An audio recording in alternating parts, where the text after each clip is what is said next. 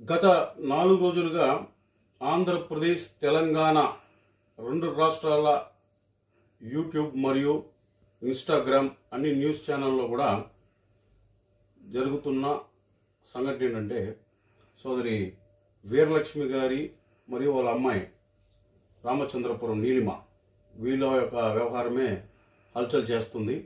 సబ్జెక్టులోకి వెళ్తే నేను తమిళనాడుకు చెందిన Tamilnadu Telugu people society founder chairman Devarakonda Raju నా పేరు.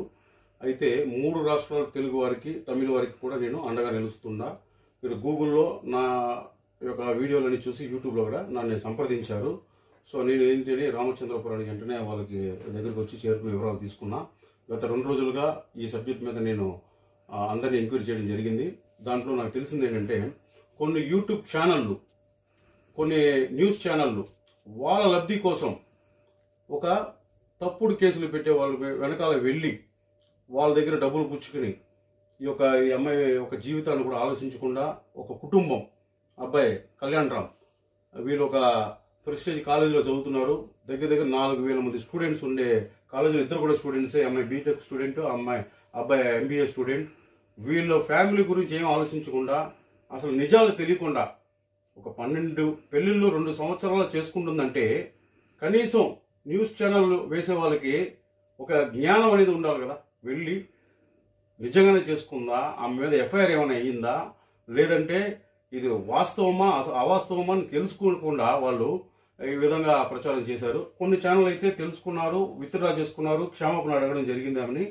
సో అయినప్పటికీ సమాజంలో ఎంత దారుణంగా మీడియా వ్యవహరిస్తుందని నాకు నిజంగా షాక్ అయ్యా. నాకు తెలిసి కూడా ఇదే నా నాలెడ్జ్లో నాకు తెలిసి ఇది ఫస్ట్ ఒక అలిగేషన్ మీడియా ద్వారా నేను వింటున్నా. 2 సంవత్సరాల్లో 12 పెళ్లిళ్ళు అనేది నిత్య పెళ్లిగుతో టైటిల్ పెట్టి అసలు అయితే కొన్ని ఛానల్స్ అయితే అడ్వకేట్స్ పిహెచ్డీ చేసే వాళ్ళంతా కూడా వస్తున్నారు. వాళ్ళు ఏం చేస్తున్నారంటే ఈమె దగ్గరుండి పెళ్లిళ్ళు చేసి వీళ్ళే తలంబరాలు జల్లి వాళ్ళే అన్ని చేసినట్టు దగ్గరుండి చూసినట్టు అంత ఖచ్చితంగా ఈమెను మాత్రం కాకుండా టోటల్ అమలాపురం మరియు ఈ అంబేద్కర్ కోనసీమ జిల్లాలో ఉండే మహిళలందరూ కూడా చెడు వ్యవహారాలు చెడు పద్ధతులతో ఉంటారని ఆమె అక్కడి నుంచి అడ్వకేట్ ఒక ఆమె పేరు కూడా ఉషా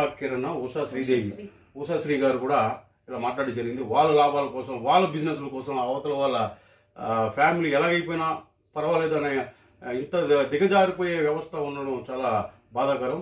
సో అందువల్ల ఈ యొక్క 12 పెళ్లిళ్ళు, నిత్య పెళ్లి కూతురు అన్నీ కూడా తప్పుడు కేసులు. దీని మీద ఫర్దర్గా లీగల్ గా వెళ్ళడానికి తయారుగా ఉన్నారు. ఏదైతే ఛానల్స్ వీళ్ళ మీద తప్పుడు ప్రచారం చేశారో వాళ్ళందరూ కూడా న్యాయస్థానం ముందు వాళ్ళ యొక్క లాభాల కోసం, వాళ్ళ యొక్క ఛానల్ రేటింగ్ కోసం ఇలాగా అమాయకమైన ప్రజల యొక్క జీవితాలతో ఆడుకోవడం అసభ్యకరమని, అది చాలా వరకు నేరం అని తలుస్తున్నాం. దీని మీద ఆ న్యాయస్థానాలు స్పందించాలని కోరుకుంటున్నాం.